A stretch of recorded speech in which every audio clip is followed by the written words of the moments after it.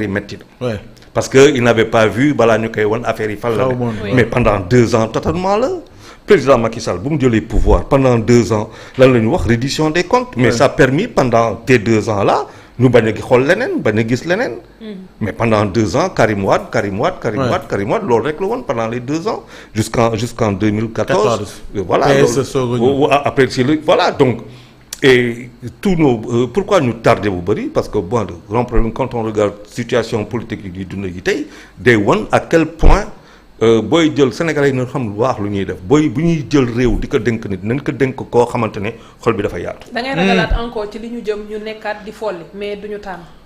fu ñu jëm nii folli amatul.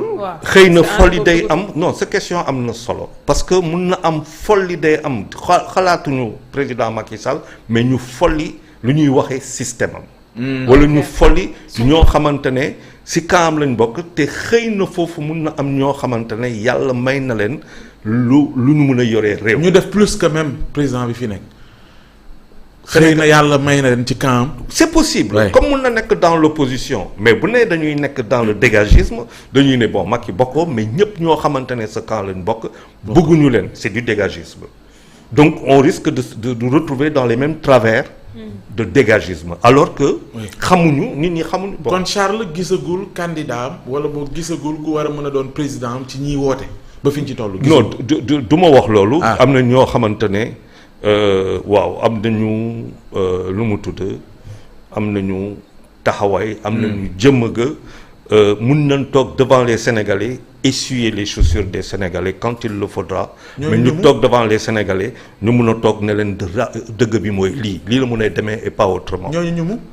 non xam nga dafa am loo xamante ne nag bon te toll ci situation bu doy waar. nit ñi tey daanaka sa du xalaat da ngay toog analyser xalaat analyse lépp mun nga juum. xam nga da ngay toog di wax di Charles kii la faral wala kii la faral mais gis naa fi ñoo xamante ne am nañu bëgg nañ seen réew am nañu jëmm am nañu taxawaay am nañu respect maintenant nag lu ci des ñoom ñoo ko war a. ci ñaari camps yëpp wala. ah oui dans les 2 camps. ah oui quand bien même que le prochain président de la République Sénégal man Mamadou Ndiaye laa ko tudd. lan moo war a nekk profilam tey kooku noonu. yan bagage la war a gàttuwaale. dafa am bagage yu mu war a yor moom mu am bagage yoo xamante ne sénégalais yi xooluñu ko sénégalais yi ñu bëri di xool leneen loolu tax ma ne cette question dafa am solo on va vers un dégagisme probablement donc liggéey bu metti la mooy lan mooy que tey ñu ngi dem ci élection boo xamante ne xam nañu koy apparemment dinañ xam ku dul bokk. apparemment dinañ ko xam ñu war a dem ci kaw loolu ñu ne ko bu fekkente ne ku mel na Ousmane Sonko bokkul enveloppe bi neewu fi. faaw que esprit bi toog. c'est ce que le docteur Diallo Diop a dit l'esprit. mu incarner cet esprit là mooy lan mooy ce qu'on a entendu jusqu'à aujourd'hui mooy di wax lu fi doxul. mais waxuñu lu ñu fi war a def. indifférence donc loolu tax ma ne bu fekkente ne mouvement des électeurs principalement des jeunes dañuy dem ci esprit googu kon Mamadou Ndiaye la ñuy voter kenn xamu ko bu fekkente ne du Mamadou Ndiaye taw di dañu arrivé nag ci benn situation critique boo xamante ne aussi sénégalais yi ñu ngi koy dund parce que entre un pouvoir qui pendant des années def na lu mu bëgg a def nañ waxante dëgg mooy indi parrainage indi lu bëri ba di seppi di filtrer jusqu'à arriver à cette situation qu'il n'attendait pas et qui était prévisible président bañ a bokk ak beneen côté bi nga am koo xamante ne notamment Ousmane Sonko ñu sas ko ba mu retrouver au pied du mur ba moom mu war a woote ci loo xamante ne politique leader doo ko woote day woon rek ci situation bu ne donc fan la defee erreur moom Sonko. pour moi Sonko c'est dans son discours pour man dafa dem ba sori les appels à insurrection bu demee ba les appels de la jeunesse am na façon boo xamante ni mu ngi ko doon wax vis-à-vis du président de la République pour man il y a eu une confusion entre un régime et l'État pour moi il y a eu une erreur stratégique Oui, une erreur stratégique moo ko indi quand il s'attaque en chef en haut commandant de la gendarmerie bi cité turam il s'attaque à une institution ça fait bu ñëwee ba justice il s'attaque à une autre institution ça commence à faire beaucoup bu ñëwee ba assemblée pourtant il mu commencé donc le refus le rejet de ce système là mais dafa rejeter l'État mais demain boo waree nekk président mais ñu ngi saaga ni ñoom ñoo la war a tóojal. conséquences yi lan la conséquences donc finalement je pense que dañ ko yóbbu pour maintenant conséquences yi c'est ce qu'il est en train de vivre on a raté le rendez-vous de Sonko le rendez-vous de la promesse. Pour man Sonko erreur bu mu def dafa am ñu bëri ñoo xamante ne que j'appelle les revanchards de la République. ñoo xamante ne pendant des années. Leur système lépp lu essayé woon te xam naa si ñu bëri. parce que je veux dire ils me connaissent je les connais je les ai vus chez moi quand j'avais 15 ans. et je sais que chez moi PAI dafa doon ñëw si le PAI a échoué ba si biir Abdoulaye Wade ñëw yeneen parti ñëw ba PAI dem ba kii mooy que lu ñu ñoom tey ils sont âgés bu fekkente ne loolu lañ bëggoon ça n'a pas marché à cette époque là-bas ça n'a pas marché maintenant. D'accord. Donc je pense que le rendez-vous qu'il y avait c'était le rendez-vous de l'avenir pas avec le rendez-vous du passé. kon yow tey Sonko rangé nga ko. non rangé wu ma ko non je l'ai pas rangé non moi ça fait rangé wu ma ko aux oubliettes. du peser dara ci balance bi. non dama ne woon Sonko xam nga y a un an je disais faw ko Sonko xalaat plan A plan B plan C plan D. waxoon naa ko jàgga faw xalaat ko.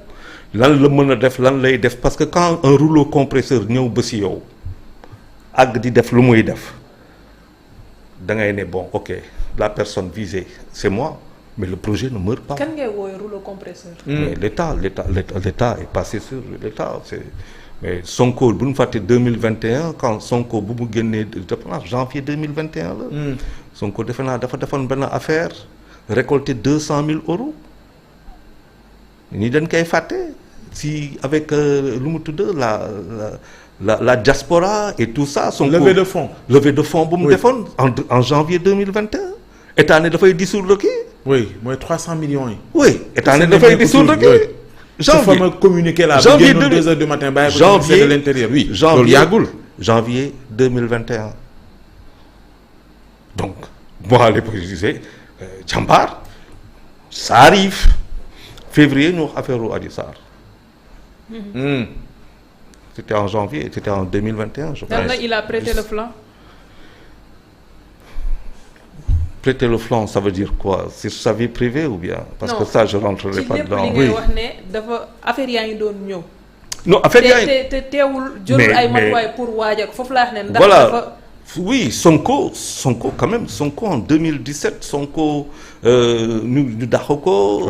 tout ça Sonko met en place quelque chose. wax xale yi yëpp ñëw ñu bëri ànd ak moom dans pratiquement toutes les maisons du Sénégal xale yi commencé ñuy dégg koo xamante ne discours bu mu am c'est un discours les gens peuvent dire populiste les gens peuvent dire tout ce qu'ils veulent. mais c'est le discours boo xamante ne nag ñi loolu lañ bëggoon dégg moom mu ñeme ko wax. te yemul rek ci wax ni ñeme ko wax. mais dafa ne lu mën a nekk la aussi. non lu mën a nekk ba pare du point de vue communication. du point de vue lu bëri indi fi révolutionner la communication politique avec le digital il a fait très mal ak yu demee noonu à partir de ce moment-là doit se dresser autour de Sonko.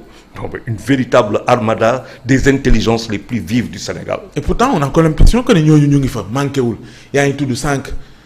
je sais pas ñooy tudd ñoo xamante ne xamoon nañ leen démb ci wàllu stratégie.